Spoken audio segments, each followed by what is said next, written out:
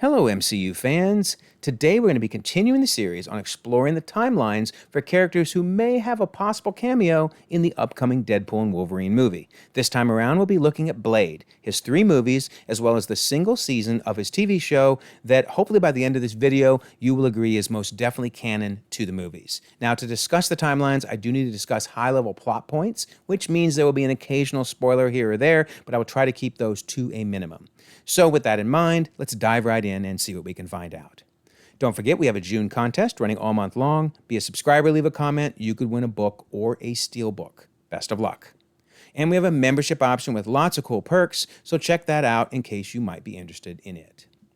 Okay, so as I mentioned, we are going to cover the 3 movies and the TV show. And if you're like me, you've never seen the TV show, but it was on Spike TV back in 2006. And you know, I watched it for this video, 12 episodes long. It's pretty good.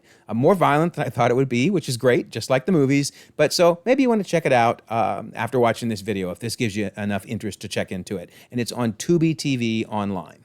All right, so will Blade appear in the Deadpool movie? Well, if you know me, you know that I stay away from the rumors and the scoopers and all that, but this is just too funny, right? So we have MCU Film News on May 1st telling us, for sure, Wesley Snipes is back as Blade in Deadpool and Wolverine. You can already see the responses, not even a remote possibility, and every single response was along that same line. In fact, the very next day, Fandom Wire wrote an article titled, "The Last Person Ryan Reynolds Wants in His Movie is Wesley Snipes."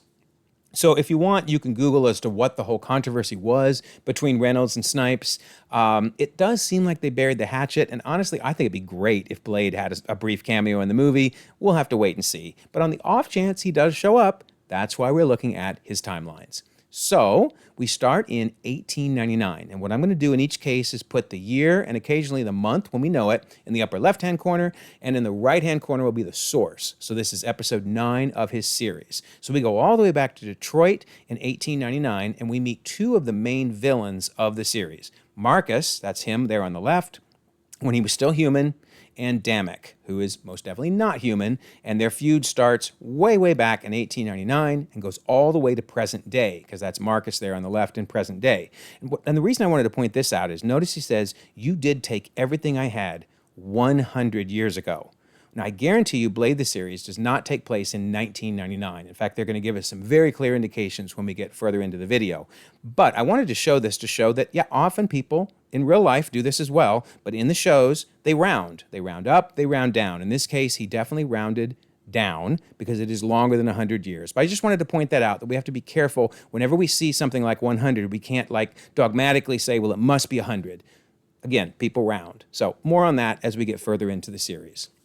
All right, so 1967, and we're going to see why I'm saying that in a second, we see Blade's nursery. So this is before he's born, and we see his parents. This is episode 6 of the series, and in fact, this is Blade remembering it, and his father is the man there, says, you know, with the baby coming, so baby hasn't been born yet, right? In fact, we see his father there walking through. We'll see more of him in a moment. He says, I'm going to go finish up outside, and we see his mother, very pregnant, saying, hello, sweetie. So that's pretty cool to see her in happier times, because of course the next time we see her is in Blade, the movie, the first movie, and we're given, you know, definitely 1967 is the date when he's born, and yeah, she's not doing so well. If you remember, she was bit by a vampire, which of course is why Blade will be born a vampire. Ultimately, she does not make it through this pregnancy and dies. We do get a nice date because her billfold falls out, and we see that the expiration date for her driver's license is 2/16/67, assuming she's not driving on an expired license, and there's no reason she would be. That places us likely in January, because you would probably renew, before you get right to the wire, especially with a pregnancy coming. So probably we're in January of 1967. And again, she does not make it through, nor does she ever get to see her child as she passes away. And then, this is what's interesting. So this is from Blade the movie. Blade the series, episode 1, is trying to show us how it is absolutely canon, because they're showing us the same scene. And in this case, we now learn his dad's name was Robert, and Blade's name is Eric. So I don't think there's even any discussion of his dad in the movies. I just don't recall it, at least, but they really go into his dad in the series. So this is important. There's a gentleman named Melvin Kalo who's going to end up giving a lot of the lore, the background on Blade. So I just wanted you to see, who this guy is. So he explains, and by the way, that's Randy Quaid. You got to love it. Good old Cousin Eddie from the Vacation series. But anyway, in episode 1, he explains something very important. His father kept Blade secret. He provided fresh blood for him for the first 10 years of his life. That's something I always wondered, because if you just watch the movies, you're like, how did this little baby go from being a baby to being Blade? Like, who took care of him when he was a little baby? Well, his dad did. So very cool. Okay. And in fact, we then get a flashback to the end of that 10-year period. Remember, he was born in 1967. We now get a flashback in episode 7 to Detroit of 1977. So this is when Blade is going to end up leaving his father, and we'll see why. So someone says to him, Eric Brooks, remember that's his name, how you doing, kid? And then they hand him a comic, an Avengers comic, Earth's Mightiest Heroes, which is pretty cool. It's a real comic. Came out in September of 1977, so probably the month is September in this case. So that's cool. And then his dad, that was the dad that we saw earlier, walking through the nursery area, says, no more funny stuff now, you hear? Yes, Daddy, he says, because Blade has been escaping and kind of, doing his bloodthirst because it's slowly taking him over. But then the dad, and we learn what's going on here, the dad says they're getting suspicious about the blood. And his friend who's helping him says, I don't think I can keep up these deliveries. And we see, sure enough, Eric breaks out again, and the bloodlust is taking him over. So, yeah, that's pretty creepy, right? But then he turns back into his sweet self again and says, I don't feel so good. So, yeah, his poor dad. I mean, imagine having to break into blood banks or having other people help to keep his son going as his blood list is getting worse and worse. So who do they invite? That would be Whistler. Now, it's really important. This is his first meeting with Whistler, because we're going to see that he meets him again in a few years. This will all make sense in a moment. But we're still in 1977, so this is a good 20 years before the first Blade movie, so a much younger Whistler. And then he says, I want to enlist him in the fight. Interesting. So his dad's like, wait, you want my son to help you start some kind of war? And Whistler explains the war is already raging. And notice these chains. They're actually chaining Eric Blade to the room so he'll stop escaping. But he does get out. And then Whistler says, now he's tasted blood. He's got the killer's instinct now. And so, sure enough, Blade, Eric, does escape, and his dad looks at him, out the window, trying to figure out where he went. Notice he broke out the window because he's got his strength. Well, it turns out that Blade ends up stopping a robbery. So these dudes are bad. They're very bad people, but he then feeds on them, as you can tell. So they're asking him, what have you done? What have you done? Well, Whistler's had enough. He says, step aside, Mr. Brooks, and he's going to take Blade down. And now we learn where he gets his bad leg, because Blade kicks it, maybe knocks his knee out of joint. Not sure what exactly happened. Broke his leg for sure, but that never really healed, right? Remember, Whistler has a broken leg or a lame leg throughout all the movies. All right, so then he tells his dad, it's clear you don't want me anymore. You don't want me anymore. You're afraid of me, basically. You locked me up in the room, and I'm out of here. I'm out of here. Well, there's a good reason he's out of here, because within moments, his dad gets shot. So there's two dudes that Blade had taken down. One of them wasn't dead yet, fired a gun, and accidentally kills his father. So, wow, that's pretty tragic, right? He's telling his dad, you don't want me anymore, and I'm out of here, and then he has to watch his dad die. So, man, what a rough beginning. And he's only 10. He's only 10. Rough beginning for Blade. All right. So then, back to the professor, who explains a lot of lore here. He says, then Blade was loose out on the streets. Because remember, Whistler's not taken him in yet. I mean, he's gone. Whistler's back there with a broken leg right now. All right, so then we learn that Blade joined the Bad Bloods. So notice, gang violence on the rise, Bad Bloods terrorize the neighborhood. Okay. So, who are these Bad Bloods? This is really interesting. So they find a member in present day of the Bad Bloods, and they're quizzing him on it. It says, back in the 70s, you used to be a member of a street gang called the Bad Bloods. Well, it turns out that's where Blade got his tattoos. They were the gang tattoos. So that's pretty cool, right? I love how the series just added some of this lore that fits perfectly in with the movies. So now we know where Blade got those tattoos. So this gang takes Blade in, and we learn a little more about what happened. He says, and I know what you did on the streets after your father left, before Whistler found you. At least found him the second time, right? You did such bad things to these poor boys. So both of these men here would have been boys back in 1977, but these men were members of the Bad Bloods, right? They took you in off the street, and you took their souls for it. You took their lives.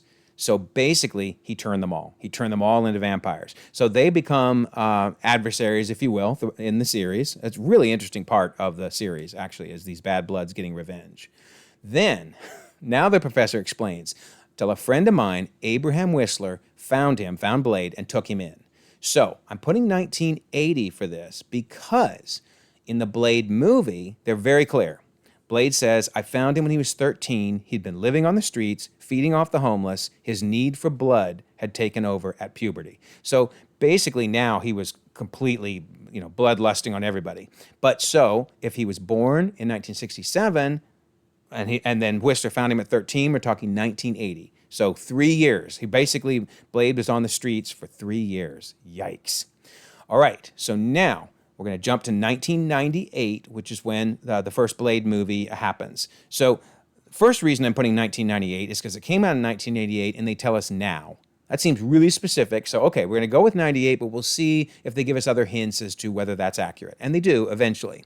Okay, so here we see Blade on the hunt, looking really cool. Man, I hope he shows up in Deadpool and Wolverine. That would really be cool. Anyway, also we meet Deacon Frost, who's one of the main bad guys. Says it's nice to finally meet you, man. I've had my eye on you for years. So, Blade's been out for years, obviously, hunting vampires. But the thing I really want you to see is look behind them. That is clearly springtime, right? I mean, not only are the trees very green, but you can see flowers, looks like tulips most likely. That is absolute springtime in the background. And then here we can see more of it. So definitely springtime. Unfortunately, they don't give us anything else. They don't give us any specific months. They don't give us any specific years other than now. Okay. However, in Blade 2, they give us some really good information. So, first of all, Blade met Whistler 20 years ago. Okay. So 20 years ago, I met a man that changed all that, Whistler. Well, we already learned, and this is in the opening narration, we already learned that was 1980, right? Because that was from earlier, because he met him when Whistler found him when he was 13, right? So we're 2000 now. Okay, great. That's very helpful. So in the movie, again, they reinforce it. How long have you known Blade anyway? And he says going on 20 years. Now, I think he's referring not to that moment when he confronted Blade and got his shin kicked out. He's probably not counting that. He's counting when he actually found him 3 years later in 1980. So, okay, 2000 for Blade 2. Love it. Also, we learn that Whistler was turned 2 years ago because he was turned into a vampire. This is the one thing that I apologize is a small spoiler, but it's so important to the timeline. But let me stress, at the beginning of Blade 2, in the first 30 seconds, they tell us this. So, minor spoiler, but again, it's 30 seconds into the movie. But anyway, he says 2 years ago he was attacked. They took him and turned him into the thing I hate the most. I should have finished him off, and now I'm hunting him. Then again, they reinforce that because Whistler says, or the dude who's now helping Blade, I should say, says, "What's your problem, Poppy?" And Whistler says, "My problem is I've been sucking blood clots for 2 years, and I get to find out that some dude is messing with my life's work." So there's that 2 years again. It's been 2 years since he was first turned into a vampire. And then once again, Blade saying, "Those are real hollow words coming from a man who just spent 2 years running with the enemy, a la running with vampires." So we know it's been 2 years since the first Blade movie, which is therefore in 1998. All right, something also interesting we learn is that the Reapers, who are one of the villains, must be stopped within very likely just days. Because notice, they explain the Reapers, need to feed daily. Nomac's been up for 72 hours, and by our estimates, there are already a dozen Reapers. There'll be hundreds before the week is out and thousands in a matter of months. Well, obviously, they don't want thousands. They don't even want hundreds. So I'm just bringing this up to say the span of the Blade 2 movie is very short, probably less than a week.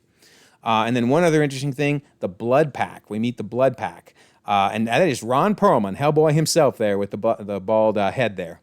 But he says, we spent 2 years training a small tactical unit, the Blood Pack, and we want you to lead them. Blade says, 2 years? And they say, yeah, we've been training them to hunt you. So they were trained to hunt him after the first Blade movie, but now he gets to lead them in the movie. So that's a really fun part of Blade 2. But okay, let's look at a summary of the timeline here because they've now given us enough to really place the first two Blade movies. So we know Blade was born in 1967. We learned that in the first Blade movie. He was on the streets in 1977 because we saw that flashback in episode 7 of the series. He was found by Whistler when he was 13, which is 1980. He's been with Whistler for 20 years in Blade 2, so that's 2000, and Whistler was turned 2 years prior, which is 1998. So yay, we can get a couple things in here. All right, so Blade 1, I'm going to put in April of 1998, because remember we saw those trees that look very springtime, the tulips, etc. And then 2 years later, so 2000, and I'm just going to go literally 2 years and put it in April. They give us no hints in Blade 2 when month-wise the movie's happening. So I'm just going to go with the same time frame, April. All right, Blade 1 and Blade 2 are down. Blade 3. Now, here's a big reason I would love for Blade to show up in Deadpool and Wolverine, because we could also have Hannibal King, who, yes, indeed, was played by Ryan Reynolds. Wouldn't that be epic to have Ryan Reynolds as Deadpool meeting Ryan Reynolds, Hannibal King? Oh, my word. And hey, if they can get Jessica Biel to come back as Abigail Whistler, that's even better. So, yeah, please show up. That would be so much fun. Who knows? Who knows if it'll happen? Anyway, the main villain of Blade Trinity is Dracula himself, which if you watched DC's Legends of Tomorrow, you recognize the actor there on the left, and of course that's him in his Dracula form on the right. And then also, they have a nice little Easter egg, because to prove that Dracula exists, they grab a Tomb of Dracula comic. Too funny. Absolutely love it. And then the setting, okay, so in the middle, you can see a tree in the middle of the road there, down a ways. That looks like no leaves on it, so we could be spring or fall. But then at the very end of the movie, we get these trees all over, which I'm sorry, it's blurry. This was like a fast scene where Blade was riding on his motorcycle. It was hard to capture. But anyway, those look like they got a lot of leaves. So it is so hard to tell when something is filmed to indicate this is when the movie is happening, or just a tree happens to look like it and no one's paying attention, from a timeline standpoint. So it's hard to know, was this intentional? But I'm going to go with spring for Blade Trinity. But when in spring? All right, hold on to this thought. We're going to have to come back to what year, because it gets a little more interesting than you might imagine. But this is a very, very important timeline clue to linking Blade Trinity to Blade the series. So keep this in mind. In Blade Trinity, he gets a new delivery system for his serum. It's an effervescent inhaler. Just bite down on the mouth guard and delivery is automatic. Because you might remember, up to this point, he has had to shoot himself with a serum in his veins. Now he gets an inhaler. Nice. And we learn the inhaler was built by someone named Summerfield. She's the one who built the new serum inhaler of yours. That's important because she's going to get a name call out in Blade the series, because I don't think it's probably a spoiler, but almost everybody dies in Blade Trinity other than the main characters, right? So Summerfield doesn't make it, and the lab where she built this inhaler does not make it. It gets destroyed, and her notes are destroyed. That is really important for Blade the series. Okay, also interesting, in Blade Trinity, we do jump 6 months later, and this is in the extended version, so I'm not sure if it's canon, but it seems like Blade the series canonizes this, because we see Hannibal and Abigail looking pretty menacing there, right? But who are they drawing their guns at? Well, that would be a werewolf. So now we move to werewolves. And I'm sorry these are blurry. It's just impossible to get a good shot. But yeah, it's definitely a werewolf. So we are going to see at least an offhanded reference to these werewolves in Blade the series. Okay, so I don't know when to place Blade Trinity yet from the information we have, but we're going to see the series will really help us out. Okay, so we move on to Blade the series. We start with some very clear dates. May 23rd of 2006, Zachary Starr, who's the brother of one of the main characters, Krista Starr, is arrested, right? That's very clear. That's in episode 1. Likewise, one of his compatriots, a guy named Danny Milano, is also arrested, and you can see 5/23 of 2006. That's important. Okay, also, and this isn't a spoiler because it's in about 5 minutes into the first episode, Zach gets killed. And boy, wouldn't it be great if we always got gravestones this clear? May 28th of 2006. So it is crystal clear that the series starts in May of 2006. No doubt about it, right? Also, we do get this this magazine that has 2006 on it. So they're making it very clear, 2006. And notice that's Marcus. Remember I mentioned Marcus a while back as one of the main villains, Marcus Van Shiver. He's really cool, very, very good in this series. But anyway, 2006, they're making it very, very clear. Then here's the tie back to Blade Trinity. Notice what Blade's got. He's back to having to shoot the serum into his veins again. Why? Well, he says, I miss those inhalers. And then this is his new helper, Shen, because Whistler I guess I'll try to avoid any spoilers, but doesn't show up in the series. We'll leave it at that. Anyway, Shen is his new helper, and he says, I'm working on it. Work faster, says Blade. Dude, most of Summerfield, remember Summerfield, her notes were destroyed, right? That serum that keeps the thirst away is easy to replicate, but the inhalers work on a totally different system. Okay, so let's think about this. If Blade is really right in his case, saying, why haven't you done this yet? Why haven't you done this yet? You would think it's not too long after Blade Trinity. I mean, no, keep in mind, Blade Trinity came out in 2004. This is in 2006. So wisdom might say, oh, there's 2 years between them, right? Initially. But then you hear these lines and it's like, there's no way it's been 2 years. They wouldn't still be talking. They'd have given up by now. So I think Blade the series is happening within a month even of Blade Trinity. So with that in mind, I'm going to place Blade Trinity in May of 2006. You might remember we saw some of those trees that had a lot of leaves on them.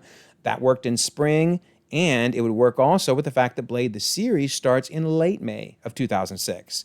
Let me know your thoughts on this, because I was a little surprised that Blade Trinity would be all the way in 2006, 2 years after the movie came out, but I'm pretty sure that Blade the series moves it to May of 2006. So I really love your opinion on that. But now, we know when Blade the series starts. When does it end? And what else do we learn in Blade the series? Lots of cool stuff. Okay, so back to this professor again, and he explains what vampire ash is. So if you're like me, you're thinking, vampire ash, what are we talking about here? Well, this is a vampire getting disintegrated. Remember, we see this all the time throughout all the Blade movies. What they never talked about in the movies, though, is what happens to the ash that's left behind, after they're shot up by Blade. Well, turns out if you inhale enough of it, it'll give you the abilities of the hominis nocturni, i.e. vampires. So yeah, they are turning vampire ash into a drug and even able to have brief vampire-like powers. Pretty cool. I really like that. That was a fun extension to the movie lore. So very cool. Also, we get this nice little Easter egg here. So Krista, remember that Krista I mentioned is the one whose brother, Zach, was killed. So she's the main character along with Blade in the series. And so she's talking to the professor and says, and I suppose next you're going to tell me that werewolves exist, right? So you think it's just a clever wink and a nod to the werewolves in Blade Trinity, right? No, even better. He says, well, my colleague Mark Spector's area of expertise is werewolves, not me. Too funny. Yay, we get a nice call out for Mark Spector. So clearly Moon Knight exists in the Blade universe, whatever universe he's located in. Very cool. All right, so then she shows him this glyph, and asks, do you know what this means? And he says, yes, it brands familiars dedicated to the house of Chthon. So I'm bringing this up just to say that the different vampire houses play a huge role throughout the series. They're all at war with each other, and Chthon is the one that Marcus, that main bad guy, is the head of. So very cool. All right, so Krista is going to continue to try to track down anybody that knows why her brother was murdered. And she finds Danny Milano. You might remember him. He was the one that was arrested May 23rd of 2006, along with her brother. So she figures you might know, what happened to him. But here's the real key. She says he's the guy you got arrested with last week. So only a week has gone by from May 23rd, so we're on May 30th at this point, still in episode 1. Then she runs into Blade. And Blade's really worried for her, like, get out of town, do yourself a favor. You're getting in with vampires now. You got to get out of here. So keep that in mind. He's telling her, get out of here around May 30th, essentially. Then in the next scene, we get a date on a newspaper, November 12th. So we've jumped from May 30th to November 12th. That's a little hard to believe, and we're going to see that it's impossible as we get a little later in. But it's a very clear date, so I'm just surprised that this would happen. So anyway, keep this in mind, November 12th. By the way, that's Marcus again. See Marcus on the newspaper. He's the main villain throughout this whole thing, Marcus Van Sciver. All right, so here's what's crazy. Now, in the next scene, Blade runs into Krista again, saying, you should have left. And she's saying, well, you know who killed my brother? It was one of them, referring to Marcus and his minions. So this conversation does not sound like 6 months have gone by. I mean, it could have been, but it just seems weird that next time he sees her, he's like, hey, remember I told you to leave? Yeah, like 6 months ago. No, it wasn't 6 months. The November date has to be wrong. So just kind of keep that in mind. But then I decided, okay, I got to start really looking for dates now to figure out if that November is really wrong. So I started looking at license plates because license plates can help you know, when do they expire? Because that'll tell us something, right? Well, unfortunately, this one expires in December, which means the November date works, but so does the May date. So we need something expiring earlier than December, please. Well, another license plate. Yay!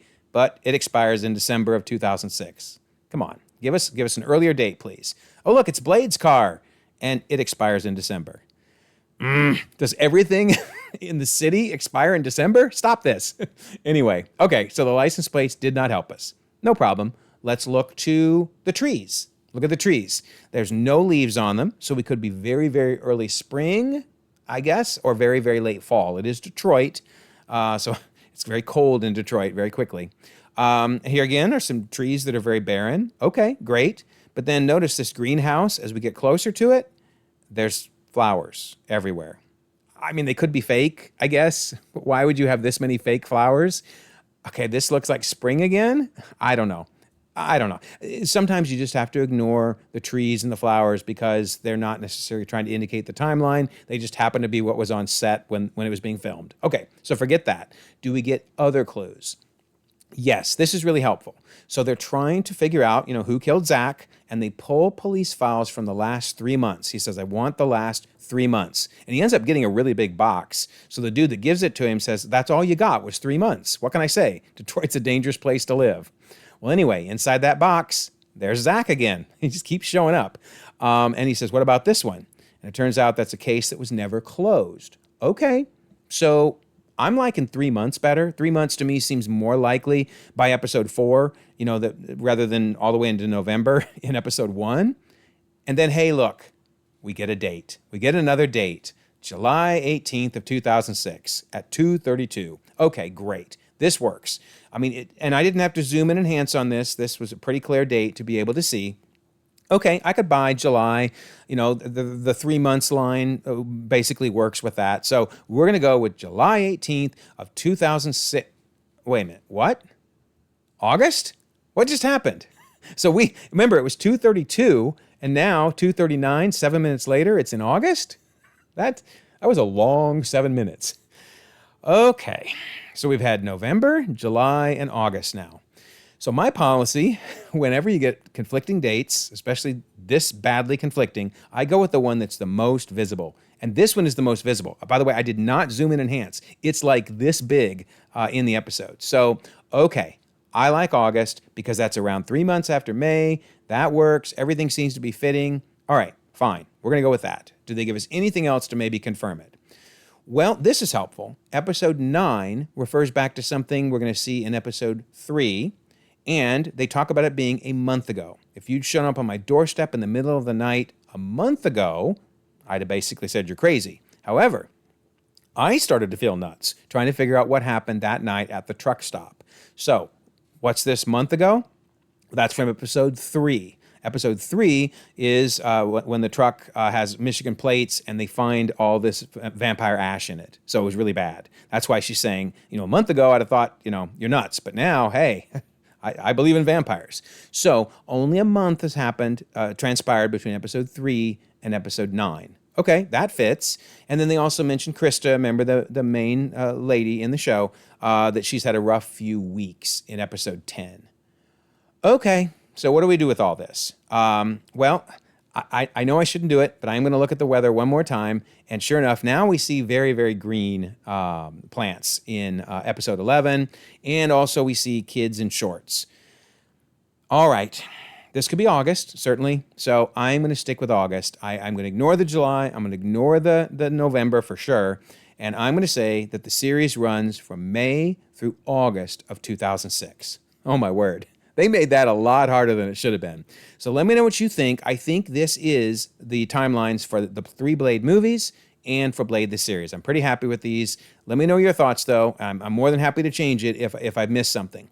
And then lastly, I got to ask, do you think Blade, or maybe both Blades, may show up in the movie? Wouldn't that be awesome if both versions of Blade showed up? Because while canonically they are meant to be the same Blade, I get that. But with variants, you could literally have both of them show up. That would be really, really funny. Very much a Deadpool thing to do. So let me know your thoughts. Do you think Blade is going to show up? And then also, as I always like to mention, I do have a Google Sheet timeline doc out there.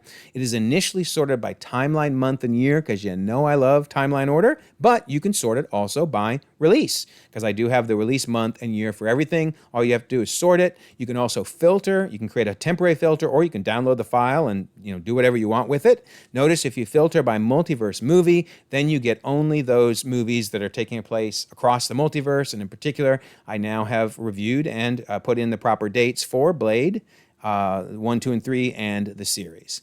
So yeah, make sure to check it out. Lots of good info out there. I will leave a pinned comment so that you can find the Google timeline document. Also, I do have an image out on the Google Drive that shows all the multiversal films. I'm using the release dates for this image, but notice here's from 1944, as early as 44, all the way to 98 with the first Blade, and then 2000 all the way to 2023. So for the next video, I'm probably going to look at Hulk and Ghost Rider, because who knows, they may show up in Deadpool and Wolverine, or in Secret Wars, if nothing else. So very cool. Let me know if there's others you want me to cover, but hopefully I'm going to cover at least the majority of things from 1998 forward, since those all have a decent chance of showing up. All right, don't forget, June contest. Be a subscriber, leave a comment, win a book or a steelbook, and there's that membership option in case you might be interested in that. Also, I love to mention the Discord. I will leave a pinned comment so you can join us. We have 1,300 members across the globe doing so much fun stuff together. Here you can see we're doing tons of X Monday rewatches. We also have mutant rewatches on Wednesdays. Here's more of those extending all the way into July. And then we have WandaVision and Fox First rewatches on Fridays. So we have a lot of fun doing the rewatches together. And while we mostly talk about DC, Star Wars, and Marvel, we do have an other media forum, and you can talk about anything you want. And here's some examples. So yeah, I will leave a pinned comment. Love to have you join the conversation. Also, if you don't mind, like this video, subscribe if you haven't already. You can check out more content, and we'll all continue to enjoy the ever-growing, ever-changing Marvel Cinematic Universe.